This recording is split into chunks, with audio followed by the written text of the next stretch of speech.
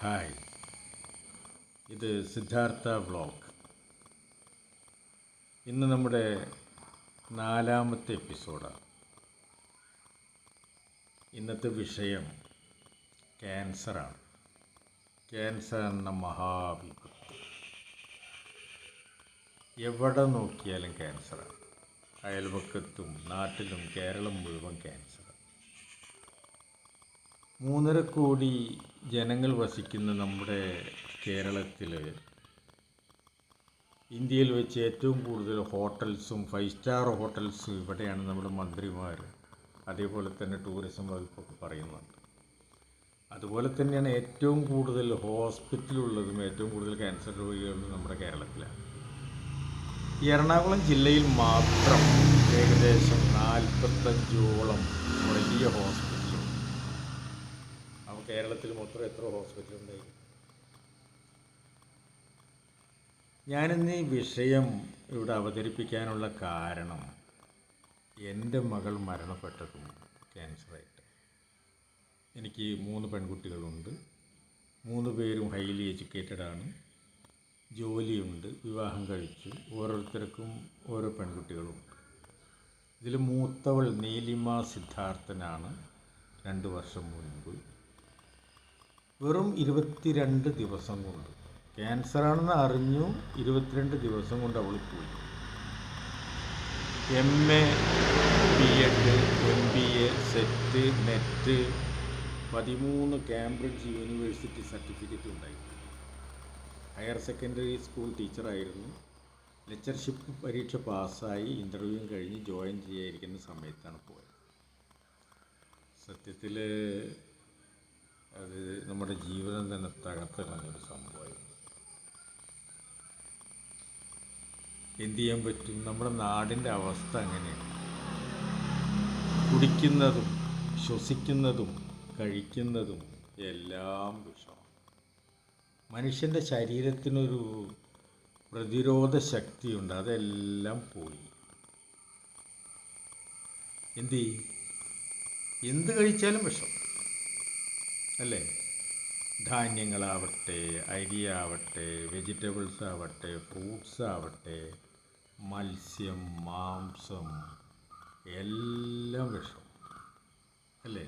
ഇതൊക്കെ ഓരോ മാഫിയകൾ കൈയടക്കിയിരിക്കുകയാണ്. ഞാൻ സത്യം പറഞ്ഞാൽ മത്സ്യമൊന്നും വാങ്ങാറില്ല. പോയി നോക്കി കണ്ടും കേട്ടൊക്കെ വാങ്ങിക്കാറുള്ളൂ.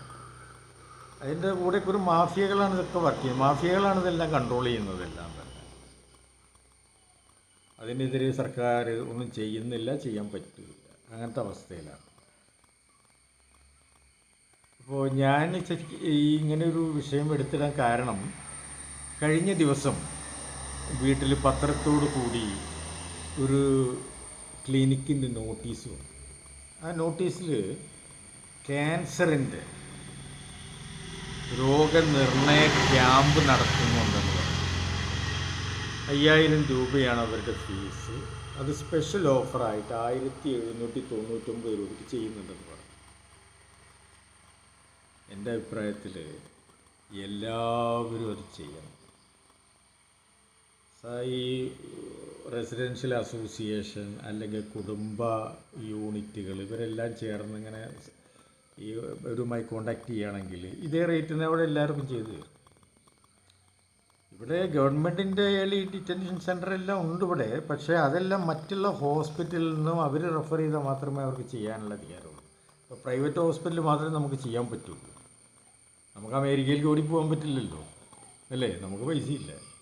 ഇവിടെ ജനങ്ങളുടെ നികുതി പണം എടുത്തിട്ട് അമേരിക്കയിൽ പോകുന്നു, ചികിത്സിക്കുന്നു. നമ്മളാരും നോക്കാനാ? നമ്മളാരുമില്ല നോക്കാൻ അല്ലേ?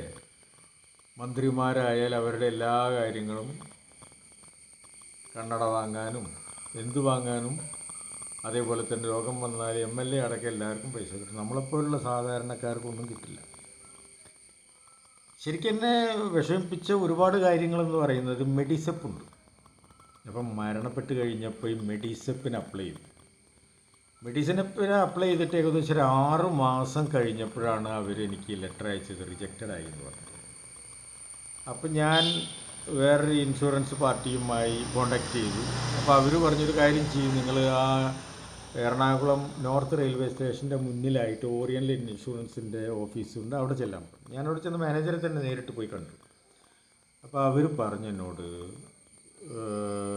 ക്യാൻസറിന് നിങ്ങൾക്ക് പൈസ കിട്ടില്ല, റീംബേഴ്സ് കിട്ടില്ല എന്ന് പറഞ്ഞു.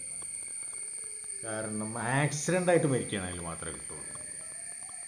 ഞാൻ പലരോടും ചോദിച്ചപ്പോൾ അവരൊക്കെ പറഞ്ഞു ഇങ്ങനെ അല്ല കിട്ടും. പിന്നെ അവർ പറഞ്ഞു ഗവൺമെൻറ് പൈസ കൊടുക്കുന്നില്ല, പിന്നെ എങ്ങനെ പൈസ അവർ തരിക? ഗവൺമെൻറ് പൈസ കൊടുക്കണ്ടേ? ഒരു ഹോസ്പിറ്റൽ ഇത് അക്സെപ്റ്റ് ചെയ്യുന്നില്ല, കാരണം പൈസ കിട്ടുന്നില്ല അവർക്ക്. ഏതായാലും നമുക്ക് പോകേണ്ടത് പോയി, പറഞ്ഞിട്ട് കാര്യമില്ലല്ലോ.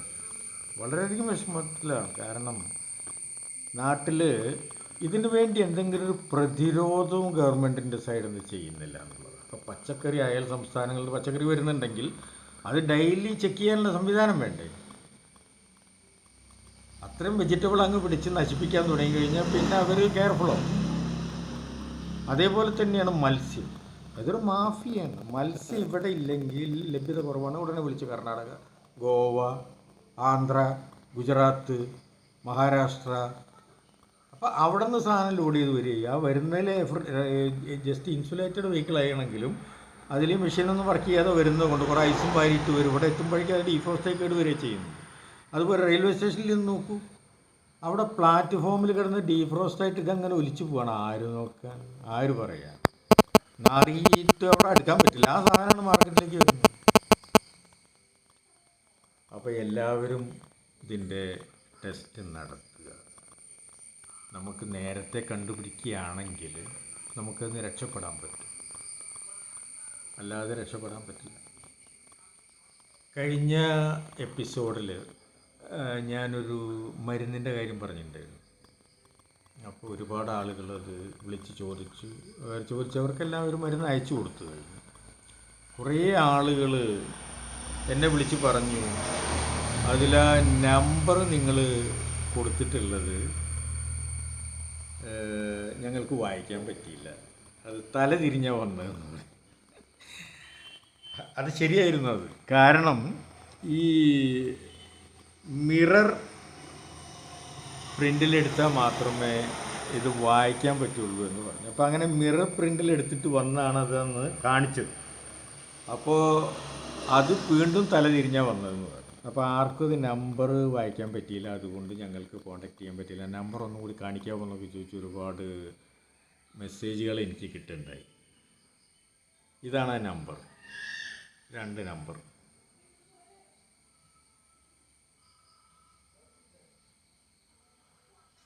ആവശ്യമുള്ളവർക്ക് ആ നമ്പറിൽ കോൺടാക്ട് ചെയ്യാവുന്നതാണ്. അപ്പോൾ ഇന്നത്തെ എപ്പിസോഡ് അവസാനിപ്പിക്കുകയാണ്. എല്ലാവർക്കും നന്ദി, നമസ്കാരം.